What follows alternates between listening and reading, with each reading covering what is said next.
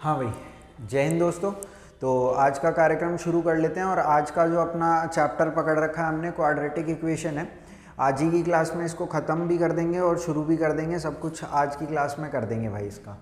ठीक है, तो थोड़ा सा मतलब समझने की कोशिश करते हैं कि क्वाड्रेटिक इक्वेशन एक होता क्या है और इसके अंदर अपने को पढ़ना क्या है। ठीक है, तो देखो जैसे कि अपने पास कोई भी एक क्वाड्रेटिक पॉलिनोमियल होता था P X is equal to suppose X square plus 3x plus 2, इसे हम क्वाड्रेटिक पॉलिनोमियल इसलिए बोलते थे क्योंकि जो हमारे वेरिएबल की हाईएस्ट पावर है वो यहाँ पर कितनी होती थी, 2 होती थी। यहाँ पर वेरिएबल की पावर आप देख सकते हो 1 है, यहाँ पे वेरिएबल की पावर 0 है।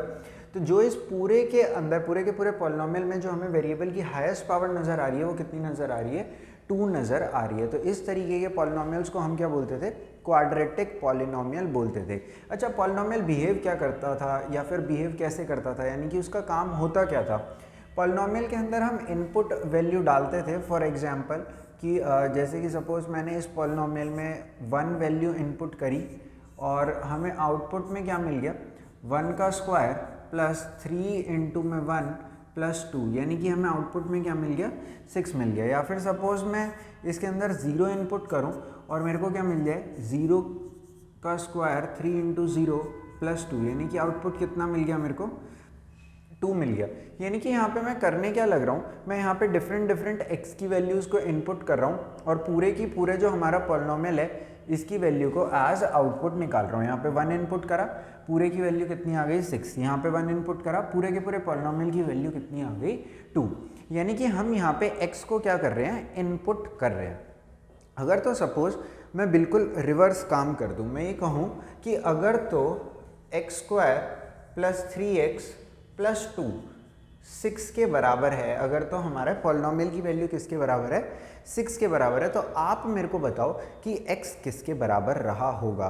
तो अगर तो मैं आपसे इस तरीके का सवाल पूछने लग जाता हूँ कि मैं अपने पॉलिनोमियल की वैल्यू आपको पहले से बता देता हूँ और आपसे ये पूछता हूँ कि ये जो पूरा का पूरा हमारा पॉलिनोमियल लिखा है ये 6 के इक्वल किस x की वैल्यू के लिए होगा, तब हम इसको क्या बोलते हैं, अब की बार हम इसे क्वाड्रेटिक इक्वेशन बोलते हैं। यानी कि अगर तो हम x इनपुट करेंगे देन इट इज़ पॉलिनोमियल, और अगर को हम एज x को अगर हम एज आउटपुट निकालने की कोशिश करेंगे देन इट इज़ इक्वेशन। ज़्यादातर हमें ये देखने के लिए मिलता है कि जो भी हमारी इक्वेशन होती है इसके राइट साइड में 0 लिखा हुआ दिखता है, पर ऐसा कोई भी ज़रूरी नहीं है। फॉर एग्जाम्पल हमने ऊपर वाले केस में देखा कि हमारा जो भी ये पॉलिनोमियल था 6 के इक्वल भी हो रहा था, स्टिल हम इसको इक्वेशन बोल रहे थे क्योंकि यहाँ पे 0 बड़ी आसानी से क्रिएट करा जा सकता है अगर तो मैं 6 को उस तरफ ले जाऊँ, है ना। यानी कि अगर तो सिर्फ आपको इतना ही ध्यान रखना है बस कि अगर तो आपको पूरे के पूरे एल्जेब्रिक एक्सप्रेशन या फिर आई शुड से पॉलिनोमियल की वैल्यू मालूम है और आप ये निकालना चाहते हैं कि ये पॉलिनोमियल की वैल्यू 6 किस x की वैल्यू के लिए आएगी, then it will be called a quadratic equation. अच्छा भाई, तो क्योंकि हम x की वैल्यू यहाँ पर निकालने की कोशिश कर रहे हैं तो हम ये देख लेते हैं कि मेथड्स क्या क्या होते हैं इक्वेशन को सॉल्व करने के लिए। Methods to solve the equation, methods to solve quadratic equation, quadratic equation. तो जो सबसे पहला मेथड हमारा होता है ये होता है फैक्टराइजेशन, जो आप क्लास 8th में भी पढ़ते थे, 9 में भी पढ़ते थे, वही फैक्टराइजेशन ये भी है भाई।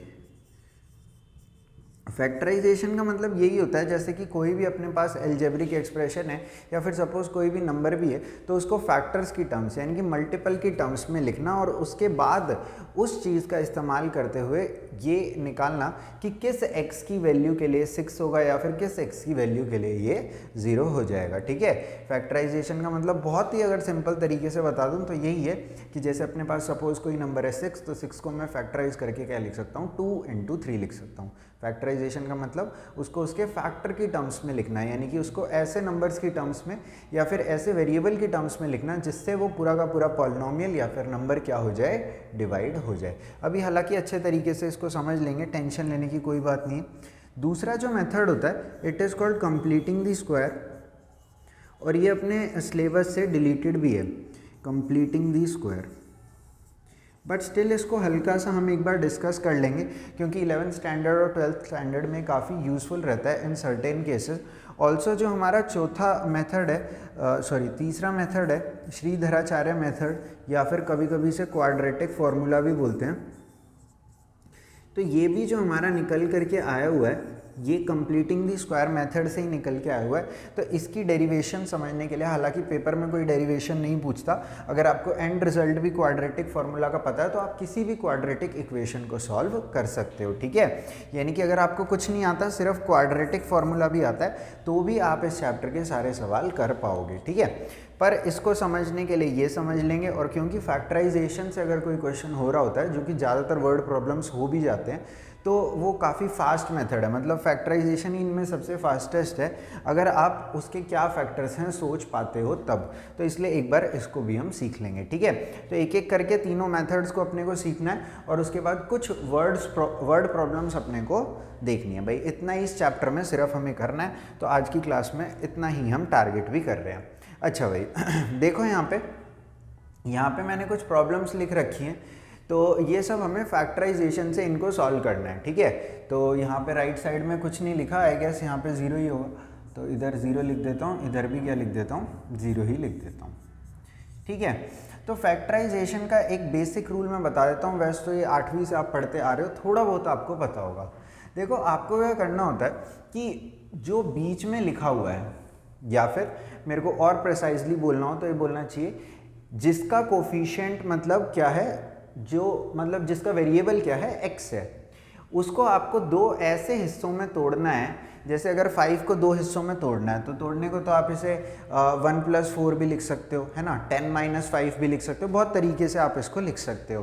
पर आपको इसको दो ऐसे टुकड़ों में तोड़ना है कि जो मल्टीप्लाई करके आ रहा हो उन दो हिस्सों को, वही मल्टीप्लाई करके आए शुरू और आखिरी की टर्म को, तभी हम इसको पूरे को क्या कर पाएंगे, फैक्टराइज कर पाएंगे। फॉर एग्जाम्पल यहाँ पे मेरे को -5 बनाना था, तो मैंने इसे लिख लिया -2x - 3x, ठीक है। तो -5x को क्या लिख लिया, -2x - 3x। आगे वाला एज इट इज है और पीछे वाला भी एज इट इज है। अब हम यहाँ पे देख सकते हैं कि शुरू और आखिरी की टर्म को मल्टीप्लाई करके क्या आ रहा है, 6x² आ रहा है, +6x² आ रहा है, और इन दोनों को मल्टीप्लाई करके भी क्या आ रहा है भाई, +6x² आने लग रहा है। तो अब हमारा काम कंप्लीट हो चुका है, बस अब क्या बची है, थोड़ी सी फॉर्मेलिटी बच रही है। देखो इन दोनों टर्म में कॉमन क्या है, x कॉमन है, यहाँ से x चले गया तो क्या बचा x, यहाँ से x चले गया तो क्या बचा -2। अब अगर यहाँ -2 बचा है तो यहाँ पे भी कॉमन लेने के बाद x - 2 ही बचेगा, ठीक है। अब मेरे को बताओ, अगर इसमें से x - 2 बच रहा है, यहाँ पे क्या था, -3x + 6 था, इसका मतलब मैंने इधर से क्या कॉमन निकाला होगा, -3 कॉमन निकाला होगा। बात समझ में आ गई आपको, क्योंकि -3 अगर कॉमन निकलेगा तो यहाँ बच जाएगा x, और यहाँ क्या बच जाएगा, -2। अगेन अब आप देख सकते हो x - 2 यहाँ भी है और x - 2 यहाँ भी है, तो ये x - 2 कॉमन आ गया। अगर x - 2 यहाँ से चले गया तो यहाँ पे क्या बचा, x, और अगर x - 2 यहाँ से चला गया तो यहाँ पे क्या बचा, -3। इफ दिस पूरा has to be 0, can I say that या तो ये 0 होगा या तो ये 0 होगा। क्यों, क्योंकि अगर तो ये 0 हो गया, x - 2 अगर सपोज 0 हो गया हमारा, है ना, तो फर्क नहीं पड़ता ये क्या है, बिकॉज 0 अगर ये है तो 0 इंटू में एनीथिंग इज 0, या फिर सपोज अगर ये 0 हो गया तो फर्क नहीं पड़ता कि ये क्या है, क्योंकि अगर ये 0 है तो 0 इंटू एनीथिंग इज अगेन क्या हो जाएगा, 0। अगर तो ये भाई 0 है तो क्या होगा, x - 2 = 0। इट इम्प्लाइज यहाँ से x की वैल्यू कितनी आ गई अपने पास, 2 आ गई। बात समझ में आई आपको। और अगर तो यहाँ पे ये भाई 0 है तो x - 3 = 0, और यहाँ से हमारे पास x की वैल्यू कितनी निकल के आ जाएगी, एक सेकेंड बस,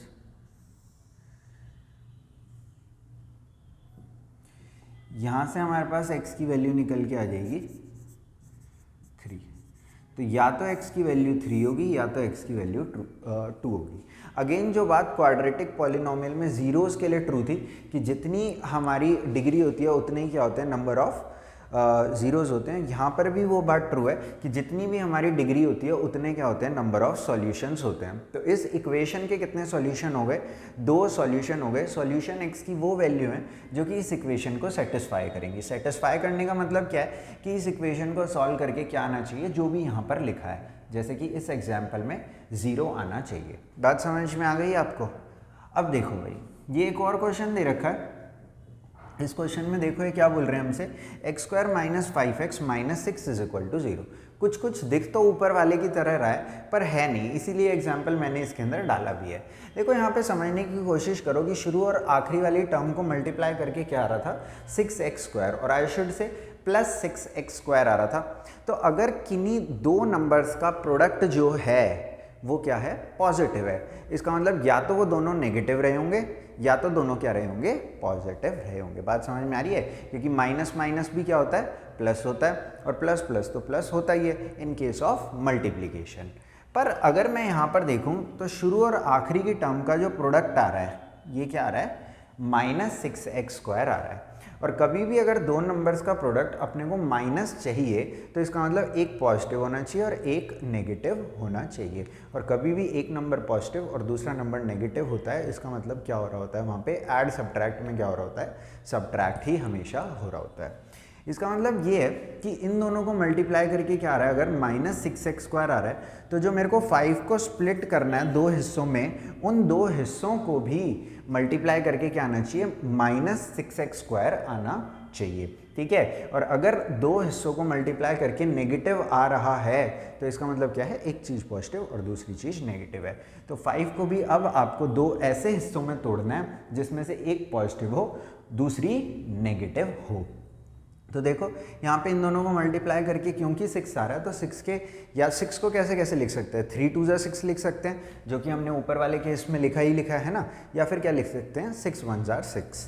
ठीक है, तो 6 और 1 इसका अब हम फैक्टर लेंगे। तो देखो मैं लिख रहा हूँ minus 6x plus x minus 6 is equal to 0। तो अगेन उसी बात पे कॉन्सेंट्रेट करो आप, अगर शुरू और आखिरी की टर्म्स का साइन अपोजिट है तो बीच वाली टर्म्स के साइन भी अपोजिट हैं। अगर शुरू और आखिरी के टर्म के साइन सेम है तो बीच वाली टर्म्स के साइन भी सेम है। देखो दोनों में माइनस है ना, सेम है।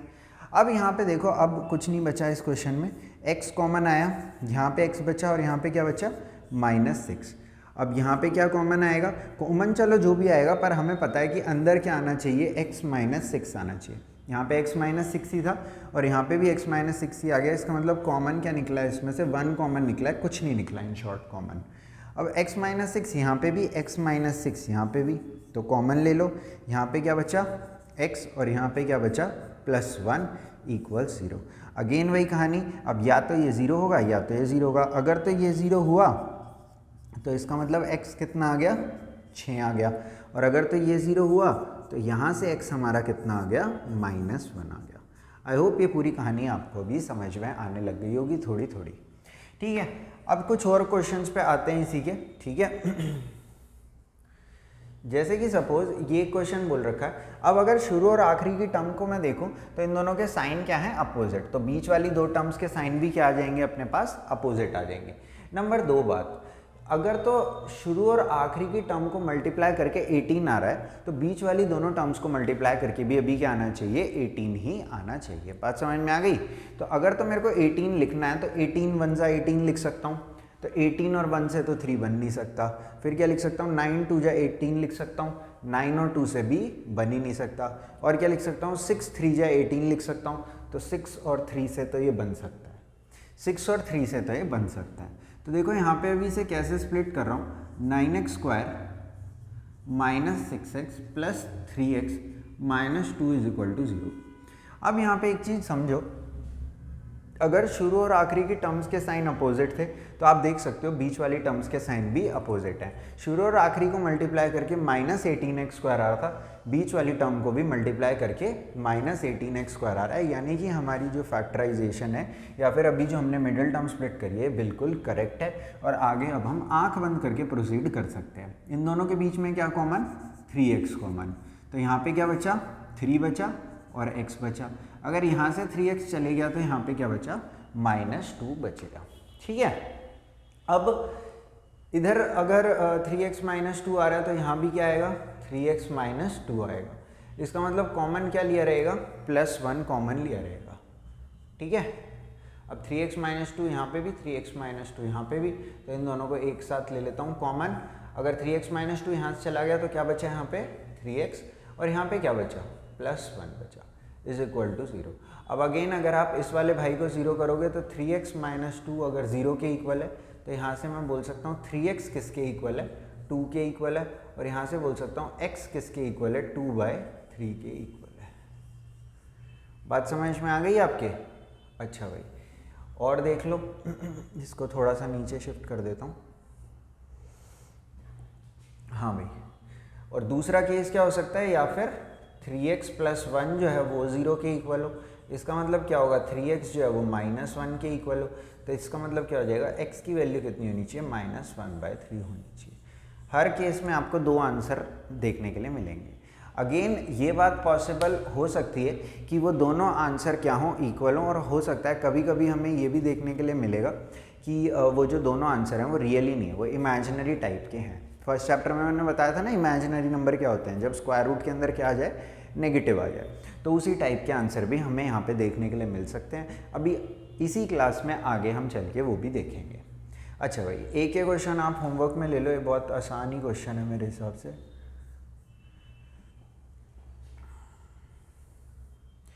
हाँ भाई, इस क्वेश्चन पे आते हैं। शुरू और आखिरी की टर्म को मल्टीप्लाई करके क्या आ रहा है, सबसे पहले ये देखो, 5 तो इससे मल्टीप्लाई कुछ होगा नहीं, √2 और √2 मल्टीप्लाई हो जाएंगे, कितने बन जाएंगे, 2, और 5 2 जा कितना हो जाएगा, 10। मतलब शुरू और आखिरी की टर्म को मल्टीप्लाई करके क्या आ रहा है, 10 आ रहा है। अब 10 को अगर मेरे को लिखना है तो क्या लिख सकता हूँ, 10 1 10 है ना, या फिर 10 और 1 से तो देखो 7 बनेगा नहीं, तो 5 2 जा 10 लिख सकता हूँ, ठीक है। तो अब यहाँ पे देखो, अगर मैं लिख लूँ √2x² प्लस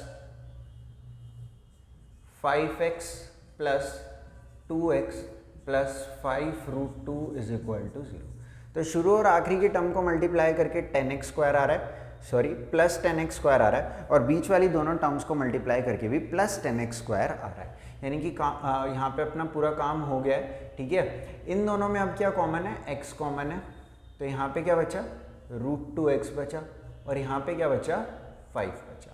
अगेन यहाँ पे भी √2x प्लस 5 ही बचना चाहिए, और इसका मतलब क्या है कि अगर यहाँ से √2x प्लस 5 बच रहा है, इसका मतलब मैंने √2 कॉमन लिया होगा। अगर कन्फ्यूजन हो रही है समझने में तो वापस मल्टीप्लाई करके देख लो, √2 इंटू √2 2 हो जाएगा, और √2 इंटू में 5 √2 हो जाएगा। अब √2x प्लस 5 यहाँ भी और यहाँ भी, तो √2x प्लस 5 को क्या ले लो आप, कॉमन ले लो। तो यहाँ पे क्या बचा, x बचा, और यहाँ पे क्या बचा, √2 बचा। अब अगेन वही बात, या तो ये 0 या तो ये 0, क्योंकि राइट में क्या है, 0 है। अच्छा, एक चीज़ ध्यान रखना, कभी भी आप फैक्टराइज करते हो तो राइट में सबसे पहले 0 बनाने की कोशिश करना, ठीक है। तो अगर ये 0 होगा तो x की वैल्यू, अब आप थोड़ी सी मेहनत करो खुद से, ये 5 √2 आ जाएगा, -5 √2, और यहाँ से x की वैल्यू क्या आ जाएगी, -√2 आ जाएगी। बात समझ में आ गई आपको, ठीक है। अब एक लास्ट प्रॉब्लम और दे रखी है, ठीक है, तो इसको भी देख लेते हैं। अभी ये 1/8 देखने के लिए थोड़ा सा बुरा दिख रहा है, क्यों, क्योंकि इन दोनों को मल्टीप्लाई करके क्या आ रहा है, अभी यहाँ पे 1/4 आ रहा है, और 1/4 के फैक्टर्स हमें सोचना थोड़ा सा डिफिकल्ट यहाँ पे हो रहा है, ठीक है। तो इस क्वेश्चन को आसान बनाने के लिए हम क्या कर सकते हैं, पूरे के पूरे क्वेश्चन में दोनों तरफ 8 से मल्टीप्लीकेशन कर सकते हैं। अगर देखो इसको 8 से करूँगा तो ये क्या हो जाएगा, 16x² हो जाएगा। अगर इसको 8 से करूँगा तो ये कितना हो जाएगा, 8x हो जाएगा, और अगर इसको 8 से करूँगा तो ये क्या हो जाएगा, 1 हो जाएगा। 0 को 8 से करूँगा तो ये 0 ही रह जाएगा। अब शुरू और आखिरी की टर्म को मल्टीप्लाई करके क्या आना चाहिए, 16x² आना चाहिए, और ऐड सब्ट्रैक्ट करके क्या आना चाहिए, -8 आना चाहिए। क्योंकि शुरू और आखिरी की टर्म्स के साइन सेम है, तो बीच वाली दोनों टर्म्स के भी साइन क्या होंगे, सेम होंगे। क्योंकि आंसर नेगेटिव है, इसका मतलब वो दोनों ही क्या होंगे, नेगेटिव होंगे, और नेगेटिव नेगेटिव क्या बन जाएगा, पॉजिटिव बन जाएगा। तो देखो यहाँ पे कैसे लिख रहा हूँ, 16x², 16 को क्या क्या, 16 इंटू 1, उससे तो 8 नहीं आएगा, 8 और 2, 8 2 जा 16, पर उससे भी नहीं आएगा। अच्छा, 4 4 जा, उससे यहाँ पे हमारा आ जाएगा -4x plus 1 is equal to 0। तो यहाँ पे क्या है, 4x कॉमन आ गया, और ये क्या हो गया अपना, 4x बच गया यहाँ पे। अगर यहाँ से 4x जाएगा तो -1, अब इसका मतलब यहाँ पे भी 4x -1 ही कॉमन आना चाहिए। इसका मतलब यहाँ पे से हमने कॉमन निकाला क्या होगा, -1। तो अब यहाँ पे 4x -1 यहाँ भी है, 4x -1 यहाँ भी है, तो कॉमन ले लिया दोनों जगह से, यहाँ से 4x माइनस 1 हटाया तो यहाँ क्या बचा 4x, यहाँ से 4x माइनस 1 चले गया तो क्या बचा -1 इज इक्वल टू 0। अब या तो ये 0 या तो ये 0, दोनों ही केसेस में x की वैल्यू कितनी आ जाएगी 1/4 आ जाएगी। आई होप फैक्टराइजेशन मेथड आपको समझ में आ गया होगा। फैक्टराइजेशन मेथड बहुत इंपॉर्टेंट है। इंपॉर्टेंट इसलिए है क्योंकि इससे आंसर काफ़ी क्विकली निकल जाता है और कैलकुलेशन भी आपको बहुत कम करनी पड़ती है, ठीक है। पर इसकी लिमिटेशन ये, इनफैक्ट इसकी लिमिटेशन ये है कि हमारी लिमिटेशन है कि कभी कभी हम फैक्टर सोच नहीं पाते, ठीक है। तो कोई बात नहीं, उसके लिए भी अपने पास दूसरा मेथड है, पर कोशिश करो इसकी थोड़े क्वेश्चंस प्रैक्टिस करने की, क्योंकि ज़्यादातर क्या सारी वर्ड प्रॉब्लम्स जो भी आपको देखने के लिए मिलेंगी ना वो फैक्टराइजेशन मेथड से 100% सॉल्व हो जाएंगी, ठीक है। क्योंकि उसके जो अपने आंसर निकलेंगे ना वो इसी टाइप के इंटीजर टाइप या फिर फ्रैक्शन टाइप होंगे, जो कि आप थोड़ा आसानी से सोच पाओगे अगर आपने थोड़ी प्रैक्टिस कर रखी होगी, ठीक है। पर कंडीशन है अगर आपने थोड़ी प्रैक्टिस कर रखी होगी तब, ठीक है। अब हम आगे चल लेते हैं और अगला मेथड देख लेते हैं, कंप्लीटिंग द स्क्वायर मेथड, ठीक है। अगला मेथड हमारा यहाँ पे क्या है, कंप्लीटिंग द स्क्वायर मेथड है। अगर तो देखो मैं आपसे एक सीधा सवाल पूछता हूँ कि अगर मैं आपसे बोलूँ कि x + 4 = 3 है, x की वैल्यू बताओ, आप 2 मिनट में बता दोगे कि सर इसका आंसर -1 यहाँ पे x की वैल्यू आ रहा है, क्योंकि -1 वो वैल्यू है जो इस इक्वेशन को सेटिस्फाई करेगी। हालांकि आपने इसको सॉल्व ऐसे किया है कि आप इसको इधर ले जाके ट्रांसपोज कर दिया आपने, 3 - 4 कितना बना दिया आपने -1 बना दिया, ठीक है।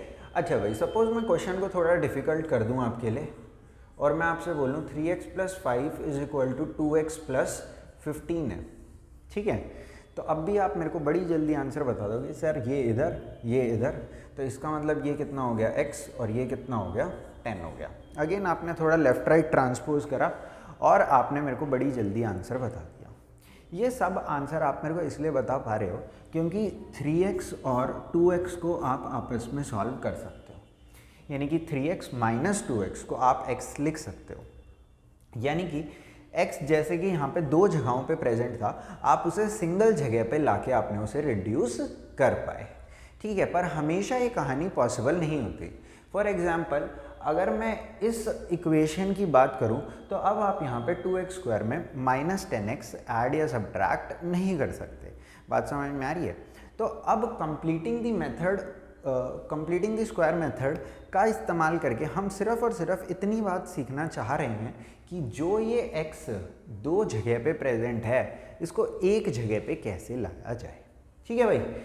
और फिर हम जैसे कि ये क्वेश्चन करे थे, अगर एक जगह आ जाएगा फिर हमें कोई दिक्कत नहीं है, फिर तो हम जैसे क्वेश्चन करे थे उसी तरीके से उसको कर देंगे।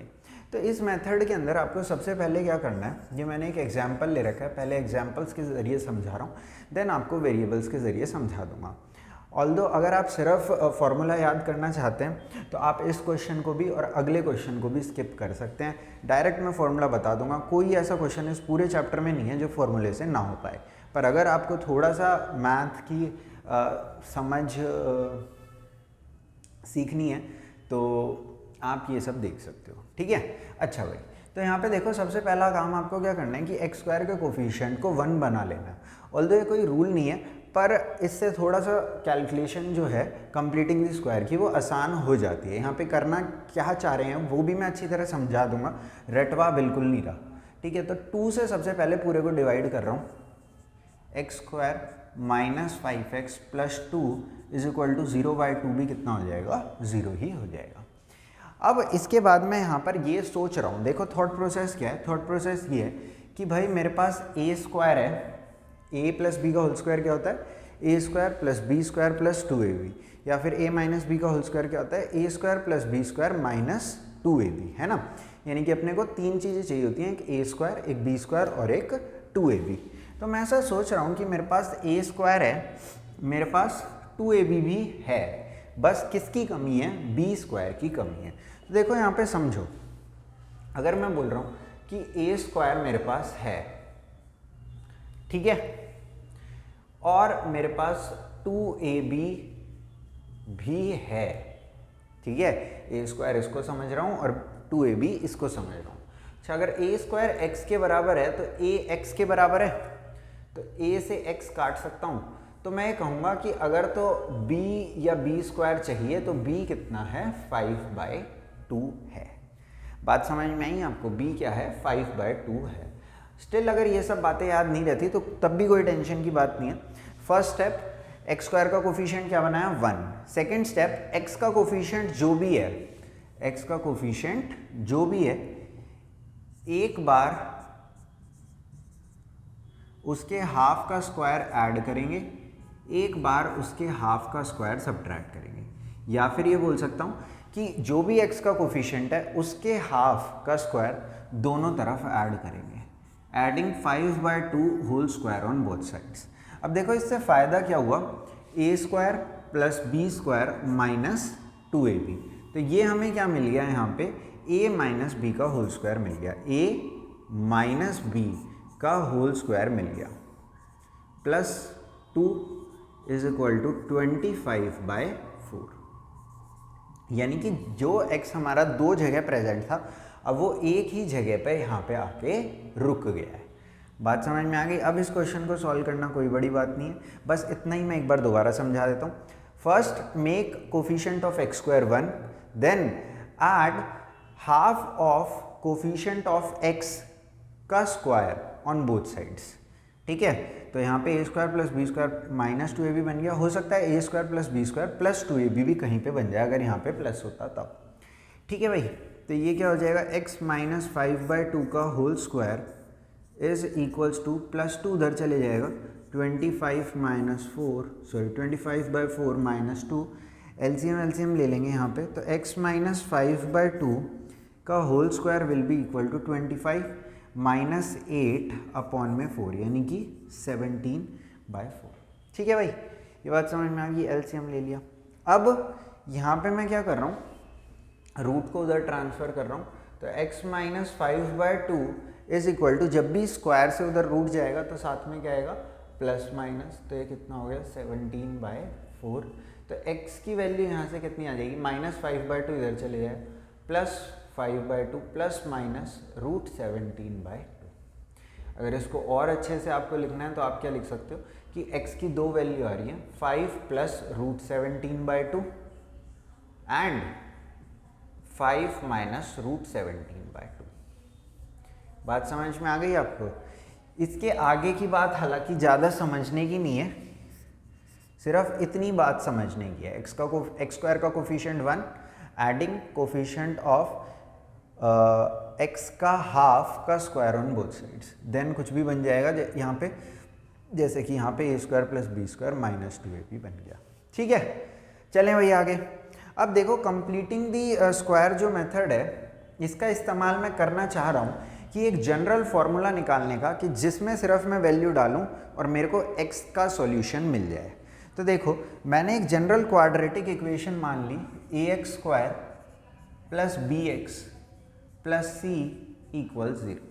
सबसे पहला स्टेप मैंने क्या बताया था कि x स्क्वायर के कोफिशिएंट को 1 बना लेना है। तो x स्क्वायर के कोफिशिएंट को 1 बनाने के लिए a से डिवाइड कर रहा हूँ, a से डिवाइड कर रहा हूँ भाई, a से डिवाइड कर दिया। ठीक है, दूसरा स्टेप क्या बताया था, जो भी x का कोफिशिएंट है इसका हाफ करना है, इसको 1/2 से मल्टीप्लाई करना है और इसका स्क्वायर दोनों तरफ ऐड कर देना है। तो देखो x का कोफिशिएंट क्या है यहाँ पे by, तो इसका हाफ दोनों तरफ ऐड कर दूंगा, सॉरी हाफ का स्क्वायर दोनों तरफ ऐड कर दूंगा, b/a का हाफ का स्क्वायर दोनों तरफ ऐड कर दिया। देखो इससे फ़ायदा क्या हुआ, a square plus B square plus 2ab, a square plus B square plus 2ab। तो ये क्या बन गया अपने पास, a square plus B square plus 2ab। तो ये बन जाएगा a प्लस b का whole square plus c/a as it is equal to b square by 4a। ठीक है भाई, इतनी बात क्लियर है। अच्छा भाई आगे चलते हैं, अब इसको इस तरफ ट्रांसफ़र कर देते हैं। तो x प्लस b/2a का whole square is equal to c/a minus B square by 4a। अब एलसीएम अगर मैं यहाँ पे ले लूँ तो एलसीएम कितना आ जाएगा इन दोनों का 4a। एलसीएम को डेनोमिनेटर से डिवाइड किया 4, न्यूमरेटर से मल्टीप्लाई कर दिया, ठीक है। तो ये 4c, गलत कर दिया मैंने थोड़ा सा लग रहा है कहीं पे, तो यहाँ पे ये 4a स्क्वायर आएगा, यहाँ पे भी 4a स्क्वायर आएगा, यहाँ पे भी 4a स्क्वायर आ जाएगा, ठीक है। और ये तो मैंने काफ़ी गलत कर दिया इनफैक्ट, चलो कोई बात नहीं। तो b स्क्वायर बाय में 4a square minus c by a upon में क्या आएगा 4a square b square minus यहाँ पे अब डेनोमिनेटर को एलसीएम को डेनोमिनेटर से डिवाइड किया 4a, न्यूमरेटर से मल्टीप्लाई कर दिया तो ये क्या बन गया 4ac बन गया, ठीक है। अब ये जो स्क्वायर है इसको उधर हम ट्रांसफ़र कर देंगे तो ये क्या हो जाएगा अपना x plus B by A is equal to plus minus square root of B square minus 4ac upon में 4a स्क्वायर हो जाएगा। भाई बात समझ में आ रही है। अब अगर मैं यहाँ से x की वैल्यू निकालूँ तो क्या आ जाएगी minus B by A plus minus square root of B square minus 4ac b by 2a है अपॉन में 2a, ये रूट हटा दिया भाई। और अगर इस पूरे को मैं एक साथ लिखना चाहूँ तो क्या लिख सकता हूँ, एलसीएम 2a ले लिया, minus B plus minus square root of B square minus 4ac upon में 2a। भाई इसी फॉर्मूले को हम क्या बोलते हैं, क्वाड्रेटिक फॉर्मूला बोलते हैं। इसके अंदर आप डायरेक्टली वैल्यूज डाल करके क्या कर सकते हैं, आंसर निकाल सकते हैं। फॉर एग्जाम्पल अगर सपोज आपके पास कोई इक्वेशन आई है X square minus 3x plus 2। अब यहाँ पे a b c सबसे पहले हमें समझना पड़ेगा। a क्या है, एक्स स्क्वायर का कोफिशिएंट, तो यहाँ पे a क्या हो गया 1, b क्या है x का कोफिशिएंट, तो यहाँ पे क्या हो गया -3, और c क्या है कांस्टेंट टर्म, तो यहाँ पे क्या हो गया 2। अब अगर मेरे को x की वैल्यू ऑब्टेन करनी है तो देखो x की जगह में क्या लिखूंगा, x is equal to minus B, यानी कि minus B plus minus square root of B square यानी कि 9 माइनस 4 इंटू में a इंटू में c अपॉन में 2 टाइम्स ऑफ a। तो ये कितना हो जाएगा 3 प्लस माइनस 9 माइनस 8 1, और 1 का रूट भी 1 अपॉन में 2। तो यहाँ पे दो आंसर आ जाएंगे, एक 3 प्लस 1/2 और दूसरा 3 माइनस 1/2, यानी कि ये आ जाएगा 2 और ये आ जाएगा 1। बात समझ में आ गई। तो इस तरीके से कोई भी क्वाड्रेटिक इक्वेशन अब हम सॉल्व कर सकते हैं। मतलब ज़्यादा दिमाग लगाने की ज़रूरत नहीं है कि इसके फैक्टर क्या होंगे या फिर क्या नहीं होंगे। हालांकि ये तो काफ़ी आसान क्वेश्चन था तो इसके अंदर आप दिमाग लगा भी लेते, पर अगर कुछ डिफ़िकल्ट क्वेश्चन आ रहा है तब हो सकता है एट टाइम्स आप दिमाग ना लगा पाओ, ठीक है। हाँ भाई चलें आगे। अच्छा भाई आगे चल लेते हैं।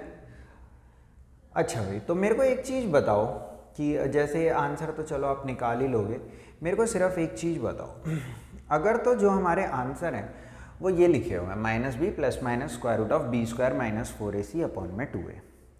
अगर तो ये जो स्क्वायर रूट के अंदर लिखा हुआ है, अगर तो ये स्क्वायर रूट के अंदर लिखा हुआ है B square minus 4ac, B square minus 4ac, इसको जनरली हम d से रिप्रेजेंट करते हैं और इसको डिस्क्रिमिनेंट बोलते हैं। क्या बोलते हैं, डिस्क्रिमिनेंट बोलते हैं। डिस्क्रिमिनेंट बोलते हैं।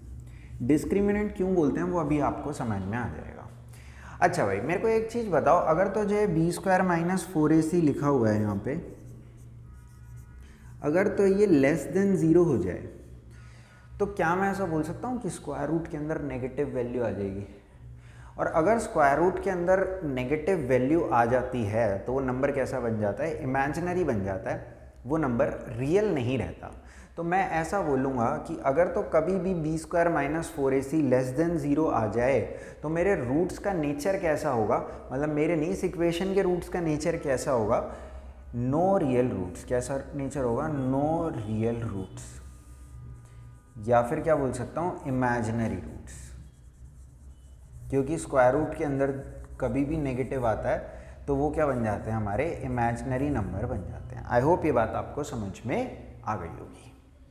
अच्छा भाई, अगर तो सपोज ये जो हमारा बी स्क्वायर माइनस 4ac था, अगर तो जो हमारा ये बी स्क्वायर माइनस 4ac था ये इक्वल्स टू 0 हो जाता, तो क्या मैं ऐसा बोल सकता हूँ 0 का रूट भी क्या रहता, 0 रहता।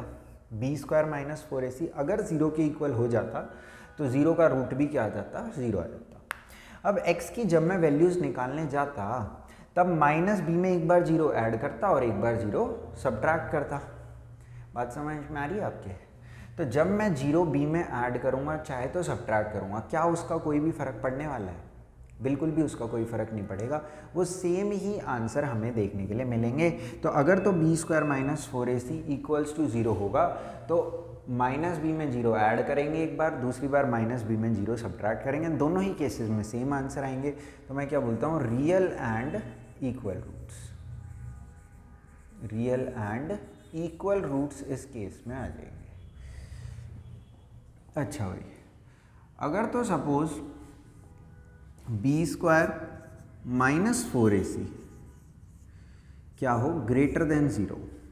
अगर तो देखो ग्रेटर देन 0 होगा तो कोई अपने को ज़्यादा दिक्कत नहीं है, क्योंकि ग्रेटर देन 0 के रूट की कुछ ना कुछ वैल्यू निकलेगी। अब उसको जब हम ऐड करेंगे तो कुछ और आंसर आएगा, सब्ट्रैक्ट करेंगे तो कुछ और आंसर आएगा। कहने का मतलब ये है, जैसे सपोज माइनस बी अपना आ रहा है 2 और ये रूट वाले भाई का आंसर आ रहा है सपोज 5, तो जब 2 में 5 ऐड करेंगे तो कुछ और आंसर आएगा, 2 में से 5 जब हम सब्ट्रैक्ट करेंगे तब कुछ और आंसर आएगा। ठीक है, तो यहाँ पे मैं बोल सकता हूँ रियल एंड अनइक्वल रूट्स, या फिर रियल एंड डिस्टिंक्ट, डिस्टिंक्ट मतलब अलग अलग, डिस्टिंक्ट रूट्स, अनइक्वल भी बोल सकते हैं, डिस्टिंक्ट भी बोल सकते हैं।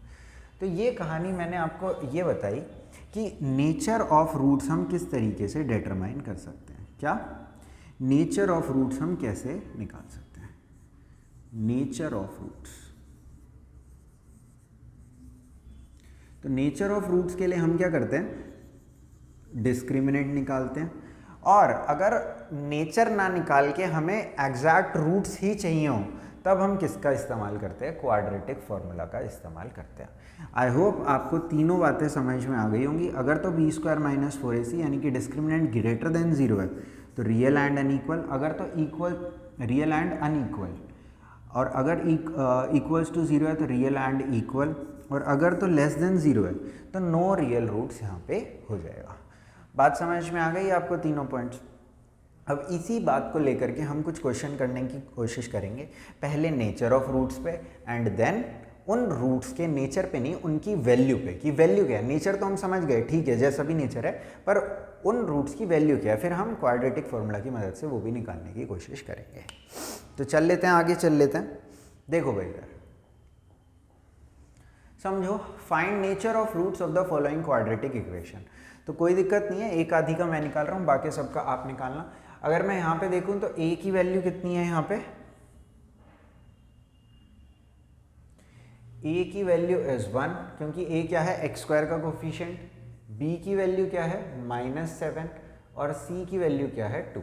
b की वैल्यू 7 मत लिख देना, हालांकि नेचर ऑफ रूट्स में फ़र्क नहीं पड़ेगा, पर रूट्स निकालते समय फ़र्क पड़ जाएगा। ठीक है, तो अब अपने को क्या निकालना है, बी स्क्वायर माइनस 4ac जो कि इक्वल होगा -7 का स्क्वायर 49, -4 इंटू में a इंटू में c, तो 49 minus 8 which is equal to 41 greater than 0, therefore real and unequal roots, unequal roots, real and distinct भी बोल सकते हैं।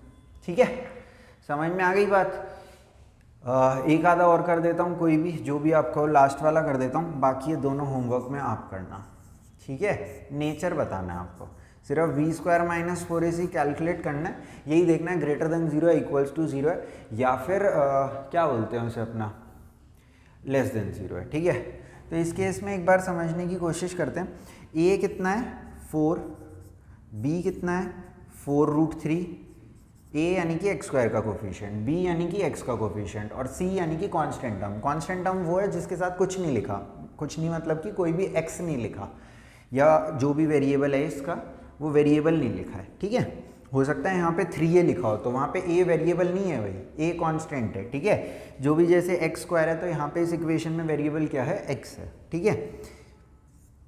c क्या हो गया अपना, सपोज 3 हो गया, सपोज क्या 3 है, तो बी स्क्वायर माइनस 4ac की वैल्यू कैलकुलेट करेंगे जो कि इक्वल होएगी 4√3 का स्क्वायर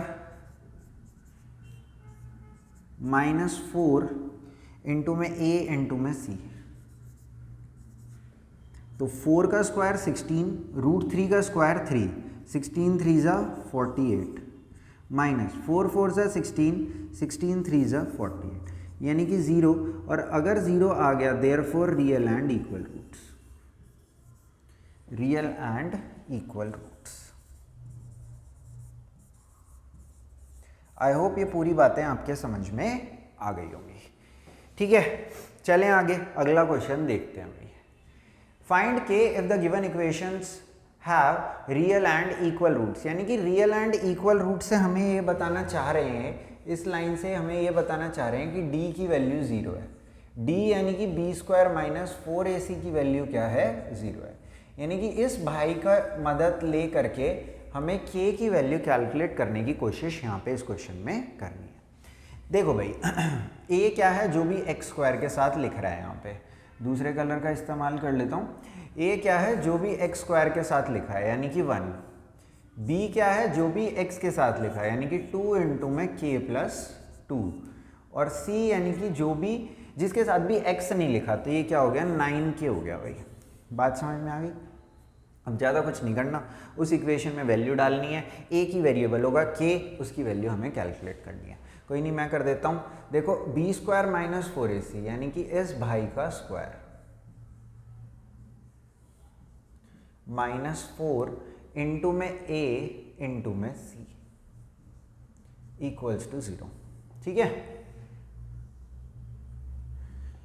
तो यहाँ पे क्या हो जाएगा, 2 का स्क्वायर 4 और इस अंदर वाले भाई का square k square plus 4 plus 4k a square plus b square plus 2ab minus 9 4 का तो आपको आता ही है 36k इज इक्वल टू 0।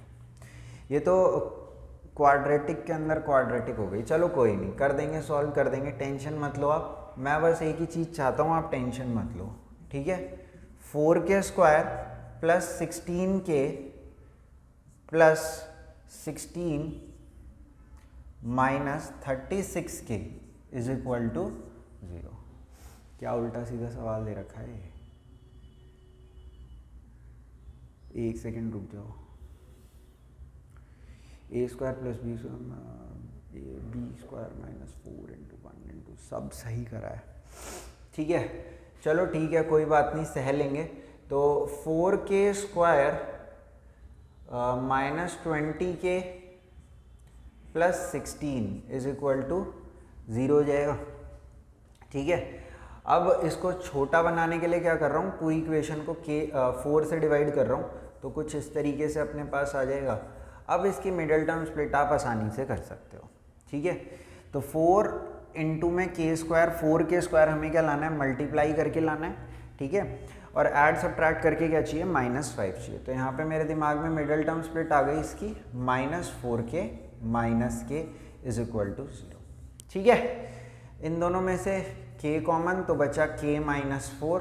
थोड़ा मुश्किल सवाल हो गया है, यहाँ पे भी क्या हो गया, k माइनस 4, और इसमें से माइनस कॉमन लिया is equal to 0। k minus 4 यहाँ भी, k माइनस 4 यहाँ भी, यहाँ पे क्या बचा k, यहाँ क्या बचा -1। यानी कि k की दो वैल्यूज़ के लिए ट्रू हो सकता है, k इज इक्वल टू 4 के लिए और k इज इक्वल टू 1 के लिए। बात समझ में आ गई। थोड़ा सा ये डिफ़िकल्ट हो गया क्योंकि सॉल्व कर रहे थे बी स्क्वायर माइनस 4ac, पर बी स्क्वायर माइनस 4ac को सॉल्व करने के बाद एक क्वाड्रेटिक इक्वेशन हमें देखने के लिए मिल गई। अब अगेन जब भी क्वाड्रेटिक इक्वेशन देखने के लिए मिल जाएगी तो उसके लिए 3 मेथड मैंने आपको बता दिया, factorisation, completing the square and quadratic formula, ठीक है। क्वाड्रेटिक फार्मूला को श्रीधराचार्य मेथड भी बोलते हैं, ठीक है, तो वो भी मैंने अभी आपको बता दिया है, ठीक है। तो अभी ये क्वाड्रेटिक दिखी तो मैंने इसे सबसे इजी मेथड यानी कि फैक्टराइजेशन से सॉल्व कर दिया, क्योंकि ये मेरे से सॉल्व हो गया। अगर ना होता तो अगेन मैं इसके अंदर क्या लगा देता, क्वाड्रेटिक फार्मूला या फिर कंप्लीटिंग द स्क्वायर लगा देता। यहाँ पे सिंपली मैं क्या करता, इक्वेशन में से ए बी सी की वैल्यू निकालता और इस इक्वेशन में डाल देता, ठीक है, तो मेरे को एक्स की वैल्यू मिल जाती। अच्छा भाई, एक क्वेश्चन मैं कर देता हूँ, ये वाला आप होमवर्क में करना प्लीज़। ए यहाँ पे 2 है, बी यहाँ पे -k है और सी यहाँ पे 3 है।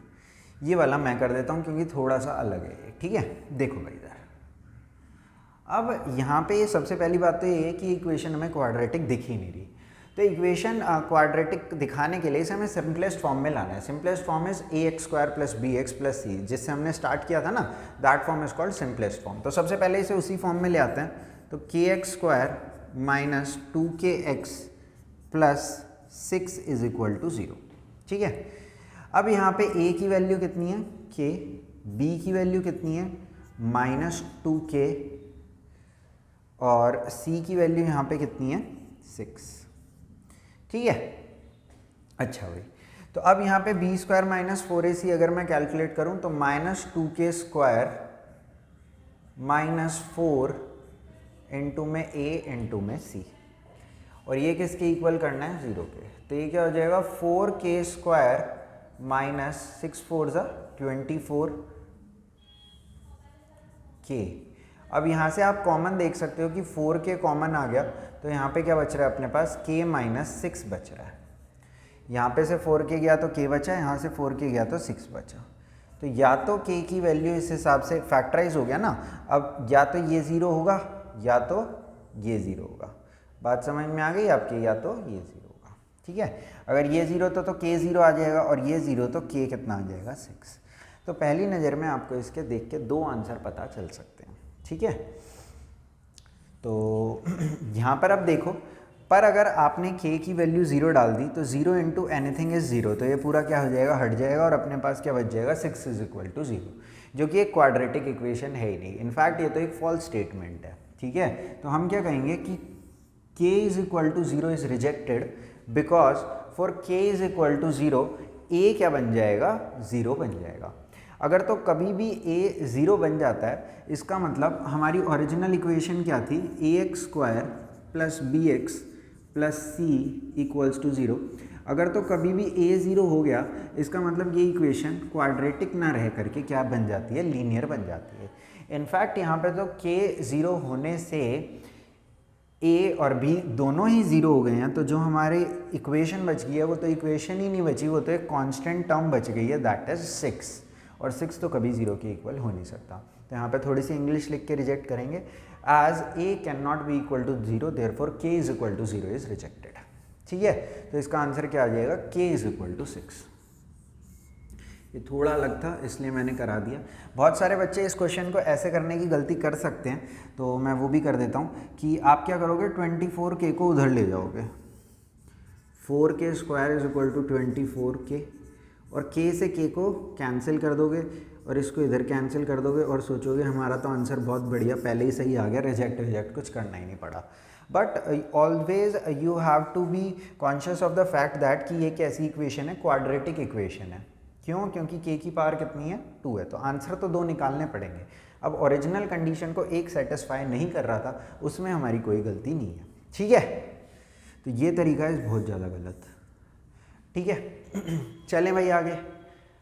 अच्छा भाई, ये एक अच्छा सवाल दिख रहा है मेरे को कुछ, if 1 + m² has equal roots. कोई बात नहीं, इक्वल रूट्स के अंदर हमें इतनी इंग्लिश नहीं आती भाई, हमें सिर्फ ये पता है कि इक्वल रूट्स में b² - 4ac किसके इक्वल होता है, 0 के इक्वल होता है। तो यही काम कर देता हूँ, b यानी कि क्या मतलब है यहाँ पे 2mc है ना, b मतलब क्या होता है x का कोफिशिएंट, -4 इंटू में a यानी कि x² का कोफिशिएंट इंटू में c क्या होता है, जिसके साथ कोई भी x ना लिखा हो, तो इन दोनों के साथ ही x नहीं लिखा, तो c क्या हो गया c² - a², और ये किसके इक्वल होना चाहिए, 0 के इक्वल होना चाहिए। क्यों? क्योंकि b² - 4ac is equal to 0 for real and equal roots, ठीक है। देखो भाई इधर, तो अब यहाँ पे मैं क्या लिख रहा हूँ, 4m² c² - 4 मल्टीप्लाई कर देता हूँ, तो c² - a² plus c² m² - a² m² equals to 0। यहाँ से 4 को कॉमन निकाल करके उधर ले गया, ठीक है, और ब्रैकेट ओपन कर रहा हूँ, तो m square C square minus C square plus A square minus C square M square plus A square M square equals to 0।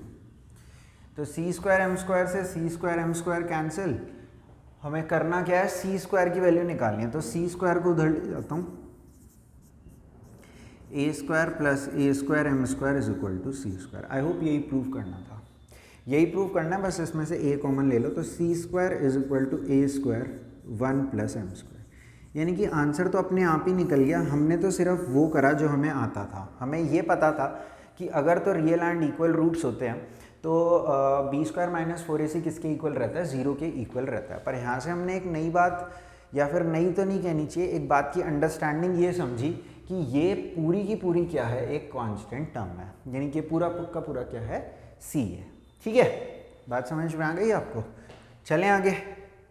अच्छा भाई, अच्छा सॉल्व करने के लिए बोल रखा है, तो इस तरीके के सवाल थोड़े से आ जाते हैं जो कि हमने बहुत ही ज़्यादा बेसिक फैक्टराइजेशन के करे थे। इस तरीके के सवाल तो आपको बहुत ही कम चांसेस हैं कि कहीं पे मिल जाएं, अगर मिलेंगे भी तो मोस्ट प्रोबेबली एक ही नंबर में आपको मिल सकते हैं। अगर आपको इक्वेशन सॉल्व ही करनी आई तो वो कुछ इस तरीके की दिख सकती हैं भाई। ठीक है, तो एक क्वेश्चन मैं कर दूंगा, एक क्वेश्चन आप लोग कर लेना घर से। ठीक है, वो थोड़ा सा मुश्किल लग रहा है तो वो मैं कर देता हूँ, ये वाला आप करना भाई।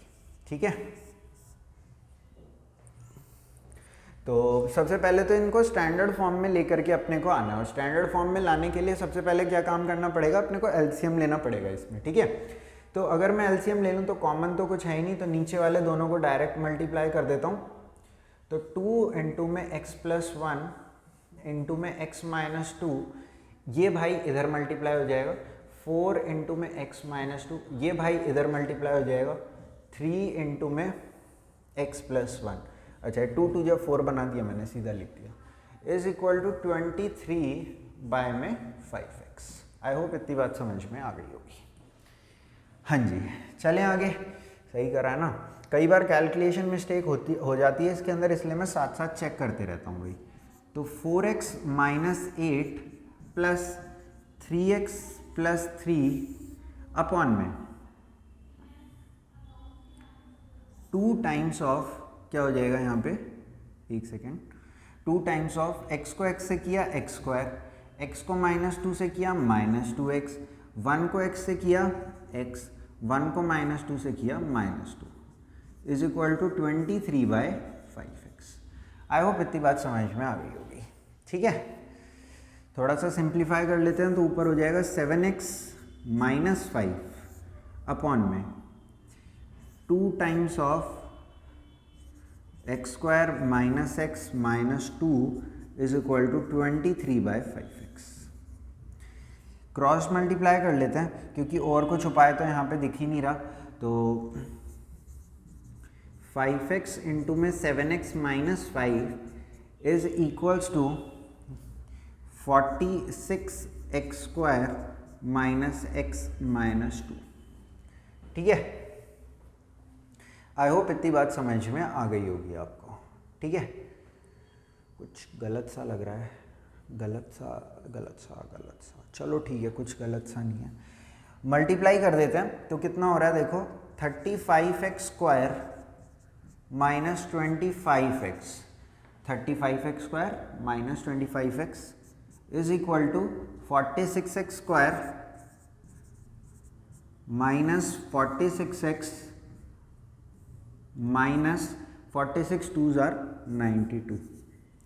ठीक है, अब एक ही तरफ शिफ्ट कर लेता हूँ पूरे को, तो इन दोनों को सॉल्व करके क्या आ जाएगा, 11x स्क्वायर आ जाएगा।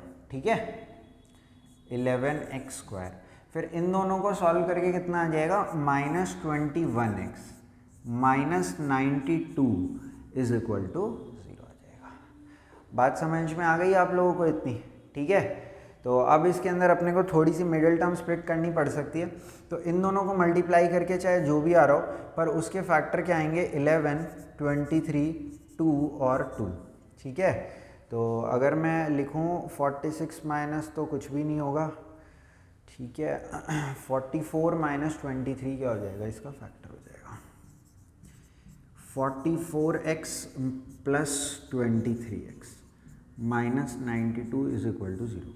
अगर आपके समझ में नहीं आता है किस हिसाब से मैंने लिख दिया तो थोड़ा सा समझाने की कोशिश कर देता हूँ। अगर ऐड सब्ट्रैक्ट करके आपको कभी भी एक ऑड नंबर लाना है तो उसके लिए आपको एक ऑड और दूसरे इवन की ज़रूरत पड़ेगी, क्योंकि अगर आप 3 + 5 करोगे यानी 2 ऑड नंबर्स को जोड़ोगे या सब्ट्रैक्ट करोगे तो इवन ही आएगा। 2 इवन नंबर्स को जोड़ोगे या सब्ट्रैक्ट करोगे अगेन इवन आएगा। If you need a odd number an odd number then you have to add एक इवन और दूसरा odd.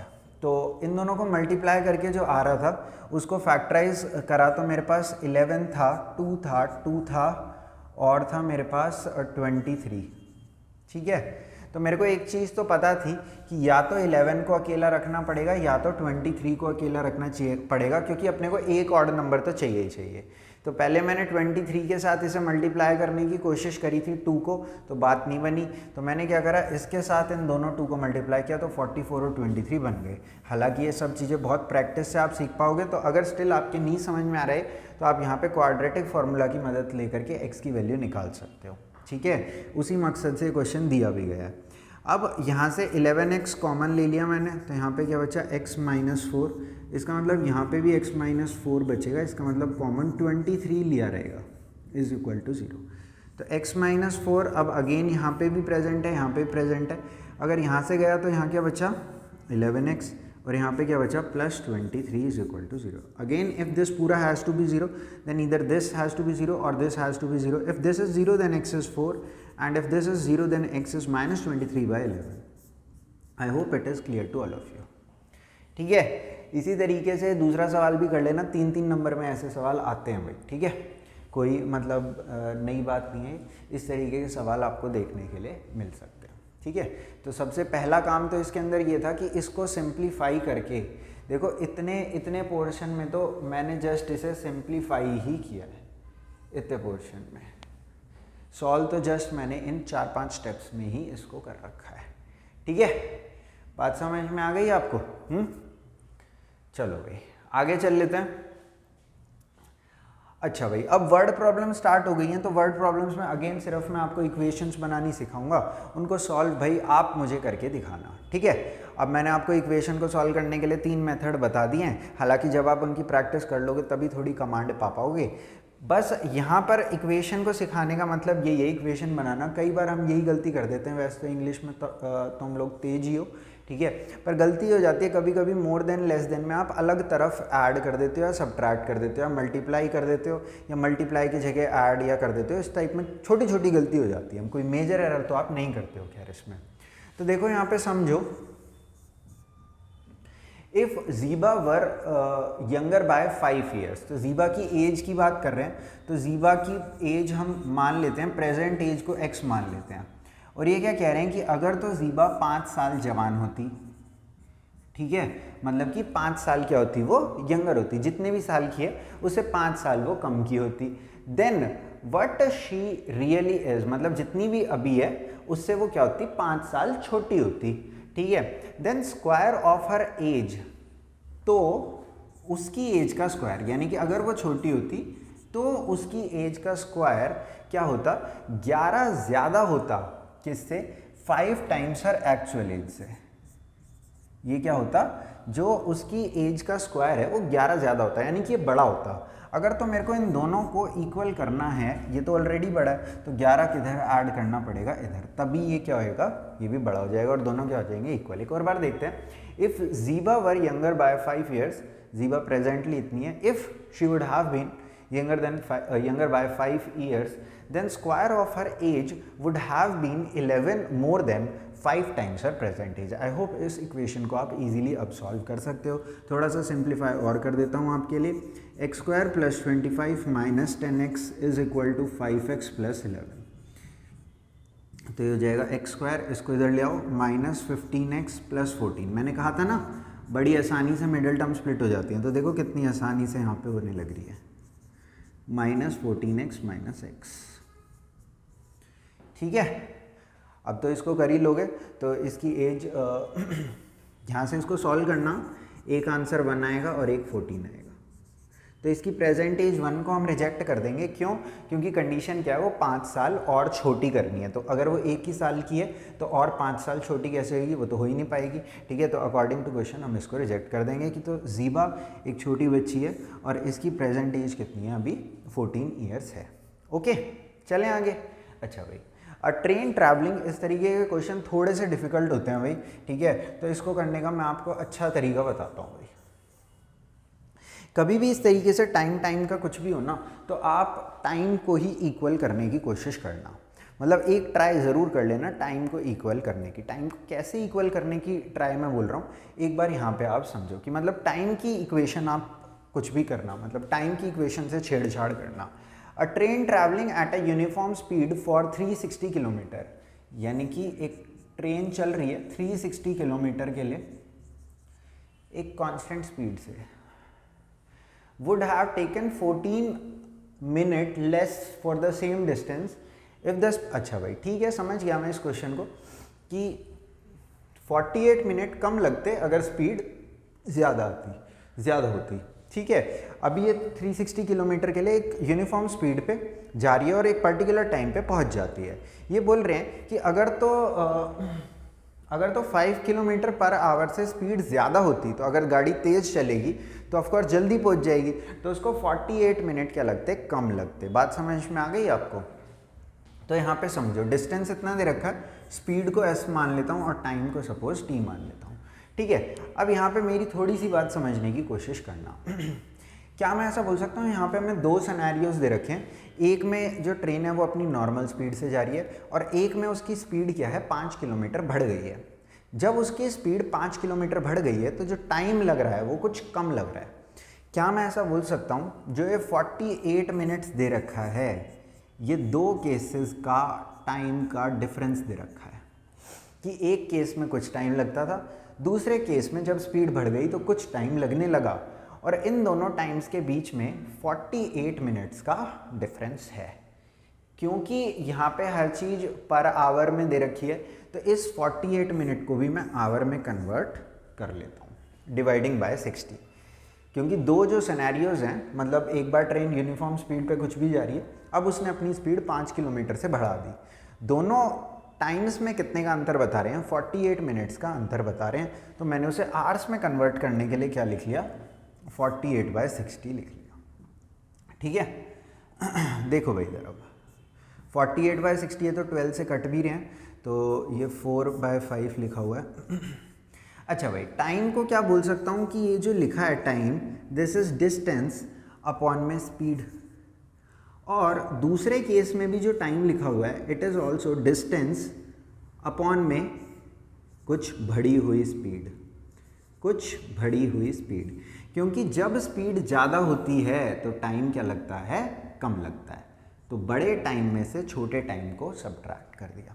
This was the normal speed of train, this is the increased speed of train. Because the speed of train is increased, the time is reduced than the normal time, and the difference between these two times is 48 minutes, which I have converted here in hours. ठीक है, अच्छा भाई, अब देखो थोड़ा सा इसमें LCM खेल लेते हैं। 360 को सपोज कॉमन निकाल लिया मैंने, तो ये क्या बचा, 1/s माइनस 1 में s प्लस 5,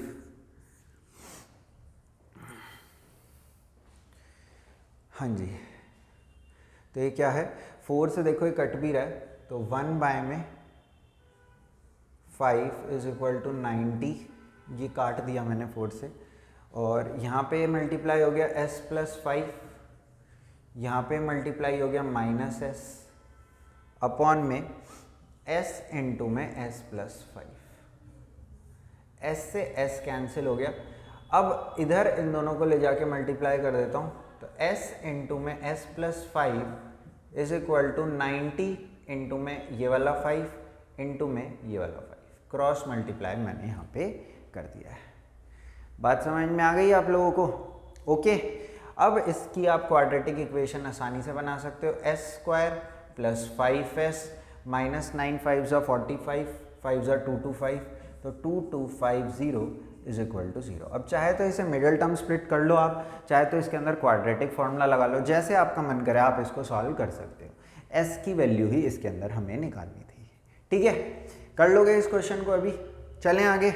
ओके भाई, देखो भाई ये तो कुछ आसान सवाल आ गया। एक रेक्टेंगुलर फील्ड है और रेक्टेंगुलर फील्ड में क्या बोल रहे हैं, the diagonal of a rectangular field is 16 more than the shorter side. तो डायगोनल है, तो ये बोल रहे हैं कि if this is shorter side, let the shorter side be x, the diagonal is 16 more than the shorter side. If the longer side is 14 more than the shorter side. तो बहुत ही आसान आ गया। चलो ठीक है, कोई बात नहीं, पर अपने को यही लेंथ साइड्स की यही निकालनी है, find length of sides of the field. तो बड़ा आसान क्वेश्चन है। क्यों आसान है? क्योंकि अब देखो ये एक राइट ट्रायंगल बनने लग रहा है और राइट ट्रायंगल की साइड्स को हम रिलेट कर सकते हैं यूजिंग पाइथागोरस थ्योरम। तो यहाँ पे मैं सिंपली लिख सकता हूँ 16 प्लस एक्स का whole square is equal to X square plus 14 plus X का होल स्क्वायर। बात समझ पा रहे हैं हम? तो ये कितना हो जाएगा, 256 plus X square plus 32x is equals to X square plus 196, इसको खोल रहा हूँ, ये वाला एक्स स्क्वायर तो एज इट इज है, 19a square plus B square plus 2ab। I hope अभी तो कर लोगे इसको आप, कुछ नहीं बचा इस क्वेश्चन में। तो एक्स स्क्वायर इसको इधर शिफ्ट कर दो, -4x, इस भाई को भी इधर शिफ्ट कर दो, तो ये कितना हो जाएगा, -60। ठीक है, तो अभी तो आप कर लोगे इसको। ठीक है, 10 और 6 सीधा मिडल टर्म स्प्लिट है इसकी। ठीक है, 10 ही इसका आंसर आ जाएगा यहाँ पे। 10 ये हो जाएगी, 24 ही हो जाएगी। ठीक है, 26 ही हो जाएगी। क्लियर है ना? कर लेना आप इसे सॉल्व। एक क्वेश्चन और देखते हैं। अच्छा, ये सब आ गया क्या? चलो ठीक है, कोई नहीं, देख लेते हैं इसको भी। इसके लिए थोड़ा सा आपको एक कंसेप्ट समझना पड़ेगा अपस्ट्रीम डाउनस्ट्रीम का। ठीक है, तो मैं थोड़ा सा बताता हूँ, आप समझने की कोशिश करना भाई। ठीक है, देखो इधर, जैसे सपोज ये पानी है। अच्छा, पानी पहाड़ से नीचे आता है, पहाड़ के ऊपर जाता है? पहाड़ से पानी नीचे आता है ना, विद ग्रेविटी, है ना? तो दो चीज़ होती हैं, एक होती है डाउनस्ट्रीम, एक होती है अपस्ट्रीम। ठीक है, अब अपस्ट्रीम का मतलब ये मत समझ लेना पानी पहाड़ के ऊपर चढ़ रहा है, पानी तो हमेशा ही पहाड़ से नीचे आता है। ठीक है, अब अगर तो सपोज पानी इस तरफ जा रहा है, यानी कि पहाड़ सपोज कुछ ऐसे था और इससे पानी इस तरीके से नीचे जाने लग रहा है। ठीक है, सपोज ये जा रहा है, कितने की भी स्पीड मान लो, सपोज 12 की स्पीड से जा रहा है। ठीक है, और यहाँ पे सपोज अपने पास एक स्विमर है। ठीक है, जिसकी स्टिल वाटर में, यानी कि जो पानी मूव नहीं करता, इसमें इस भाई की स्पीड है 20 की। कितनी स्पीड है इस भाई की? 20 की। अब सपोज एक मनुष्य कोई यहाँ पे खड़े होके इस स्विमर को देख रहा है। ठीक है, अब 20 की स्पीड से तो नॉर्मल पानी में ही चलता था, अब इस पानी की भी स्पीड कुछ है ना? तो इसको क्या दिखेगा? इसको ऐसा दिखेगा कि ये जो भाई है ये 32 की स्पीड से राइट में जाने लग रहा है। बात समझ में आ रही है? किधर जा रहा है? 32 की स्पीड से राइट में जाने की कोशिश कर रहा है। जैसे कि अभी कभी आप साइकिल चलाते होगे, सपोज दो केसेस हो सकते हैं। एक तो सपोज हवा चल रही है आपके पीछे वाली तरफ से, तो वो आपको आगे पुश करती है, तो साइकिलिंग ईजी हो जाती है ना काफ़ी। और अगर सपोज सामने से हवा आ रही है तो साइकिलिंग क्या हो जाती है? काफ़ी डिफिकल्ट हो जाती है। तो वही सिनेरियो यहाँ भी है। ठीक है, कि अगर तो ये पानी के डायरेक्शन में ही स्विमिंग करेगा तो कुछ पानी इसकी हेल्प करेगा, कुछ खुद की हेल्प करेगा, तो ये ओवरऑल 32 की स्पीड से राइट में जाते हुए हमें दिखेगा। तो मैं ऐसा भी बोल सकता हूँ कि अगर तो ये विद द फ्लो जाता है तो ये कहाँ जो दोनों स्पीड्स हैं वो क्या हो जाती हैं? ऐड हो जाती हैं। ठीक है, विद द फ्लो का मतलब क्या बोल सकता हूँ? क्योंकि फ्लो हमेशा डाउनवर्ड्स ही होता है, पहाड़ से नीचे ही आ रहा होता है ना, तो क्या मैं ऐसा बोल सकता हूँ कि अगर ये डाउन स्ट्रीम जाता है, अगर तो ये डाउन स्ट्रीम जाता है क्योंकि पहाड़ से नीचे की तरफ ही पानी आ रहा है और ये भी पानी के साथ ही जा रहा है, यानी कि अगर ये विद द फ्लो यानी कि डाउन स्ट्रीम अगर जा रहा है तो इसकी स्पीड क्या हो रही है? x + y हो रही है। एक और मनुष्य, जैसे कि सपोज ये एक मनुष्य है और ये भाई जो है हमारे, ये इनकी स्पीड भी 20 है, पर ये 20 की स्पीड से इधर जाने की कोशिश कर रहे हैं। अब की बार इस भाई को क्या दिखेगा? जो रेड वाला भाई है, इसको ये दिखेगा कि 20 की स्पीड से तो इधर जाने की कोशिश कर रहा है, पर पानी इसको पीछे की तरफ धका रहा है ना। तो 20 की स्पीड से इधर जा रहा है, 12 की स्पीड से पानी वापस खींच रहा है, तो अल्टीमेटली ये इधर की तरफ 8 की स्पीड से जाता हुआ दिखेगा। अब मैं ऐसा बोल सकता हूँ, पानी तो पहाड़ से नीचे उतरता है और ये अपोजिट डायरेक्शन में जा रहा है, यानी कि ऊपर की तरफ जाने की कोशिश कर रहा है तैर के। तो इसको हम बोलते हैं अपस्ट्रीम। क्या बोलते हैं? Upstream, against the flow. और इस केस में क्या हुआ, मनुष्य की स्पीड से पानी की स्पीड क्या हो गई? सब्ट्रैक्ट हो गई। इनफैक्ट अगर सपोज इस मनुष्य की स्पीड 5 होती तो ये तैरने की तो इस तरफ कोशिश कर रहा होता, पर इसका मुंह भी इसी तरफ होता, पर पानी की स्पीड क्योंकि ज़्यादा होगी तो ये इसको बहा के ले जाता। बात समझ में आ रही है? कितने की स्पीड से, अगर सपोज 5 की स्पीड से इधर जा रहा होता और पानी 12 की से उधर जा रहा है, तो 7 की स्पीड से पानी इसको उधर ही ले जाता, क्योंकि काफ़ी ज़्यादा स्पीड होती है पानी की। आई होप आप लोगों को समझ में ही आ गया होगा। याद रखने के लिए ऐसे भी याद रख सकते हैं कि जैसे सपोज ये पहाड़ है, अगर ऊपर जाना है तो मुश्किल होती है, नीचे आना है तो आसानी होती है। तो नीचे आने में स्पीड ऐड हो जाएंगी क्योंकि हेल्प होगी, और ऊपर चढ़ने में मुश्किल हो रही है इसलिए क्या हो जाएगी? स्पीड सब्ट्रैक्ट हो जाएगी। आई होप पूरा कंसेप्ट आपको समझ में आ गया होगा। ये बात आपको याद रखनी है कि अपस्ट्रीम में स्पीड सब्ट्रैक्ट हो जाती है और डाउनस्ट्रीम में स्पीड्स ऐड हो जाती हैं। ठीक है, चलो भाई, तो अब इस क्वेश्चन पे आ जाते हैं। ये कंसेप्ट मैंने इसलिए समझाया है क्योंकि ये थोड़े से डिफ़िकल्ट क्वेश्चन लगते हैं आप लोगों को कंपैरेटिवली। ठीक है, तो एक बार इस क्वेश्चन को अब हम देख लेते हैं, और काफ़ी रिपीटेड पूछे भी जाते हैं। A motor boat who speed is 18 kilometre. तो अब की बार मनुष्य नहीं है, कोई बोट है जो तैर रही है कितने की स्पीड से? 18 की स्पीड से इन स्टिल वाटर। ठीक है, takes 1 kilometre more to go 24 kilometre upstream then to return downstream to the same spot. तो अब यहाँ पे देखो, मैंने कहा था ना स्पीड वगैरह कोई भी क्वेश्चन हो, टाइम के साथ आप कोई इक्वेशन बनाने की कोशिश करना। तो देखो अकॉर्डिंग टू इंग्लिश ये यहाँ पे क्या बोल रहे हैं, उसको 1 घंटा ज़्यादा लगता है 24 किलोमीटर ऊपर जाने में then to return downstream to the same spot. यानी कि 24 किलोमीटर ऊपर जाने में 1 घंटा ज़्यादा लगता है 24 किलोमीटर नीचे आने के कंपैरिजन में। ठीक है, तो मैं ऐसा लिख लेता हूँ, time upstream minus time downstream किसके इक्वल है? 1 के इक्वल है, कि 1 घंटा ज़्यादा लगता है ऊपर जाने में इन कंपैरिजन टू नीचे आने में। क्या मैं ऐसा बोल सकता हूँ जो टाइम है वो डिस्टेंस अपॉन में स्पीड के इक्वल होता है? स्पीड ऊपर जाते समय कितनी है? x माइनस वाई, जहाँ पे x क्या है? बोट की स्पीड, और y क्या है? स्ट्रीम की स्पीड, स्ट्रीम या वाटर या रिवर जो भी है उसकी स्पीड है। अब नीचे आते समय हेल्प होगी तो ये क्या हो जाएगा? 24 अपॉन में x प्लस वाई हो जाएगा। अब ऑफ कोर्स एक इक्वेशन और 2 वेरिएबल तो निकल नहीं सकते, तो उन्होंने हमें x की वैल्यू दे रखी है कितनी? 18। 24 कॉमन ले लिया, 1/18 माइनस वाई माइनस 1 में 18 प्लस वाई। अब आप इसको थोड़ा सा सॉल्व करके निकाल सकते हो, फिर भी थोड़ी सी सिंप्लीफिकेशन मैं कर देता हूँ। 1 इज इक्वल टू 24 से बार बार मल्टीप्लाई करना मुश्किल होता है ना, इसलिए कॉमन ले लिया, बाद में एक ही बारी में कर दूंगा। 18 plus Y minus 18 plus Y. ठीक है, तो नीचे हो जाएगा 18 माइनस वाई 18 प्लस वाई। 18 से 18 कैंसल्ड, ये जाएगा इधर, तो ये जाएगा a minus B A plus B. तो ये अपना हो जाएगा 18 का square 324 minus Y square is equal to, ये कितना हो रहा है? 22y इंटू में 24, तो 48y।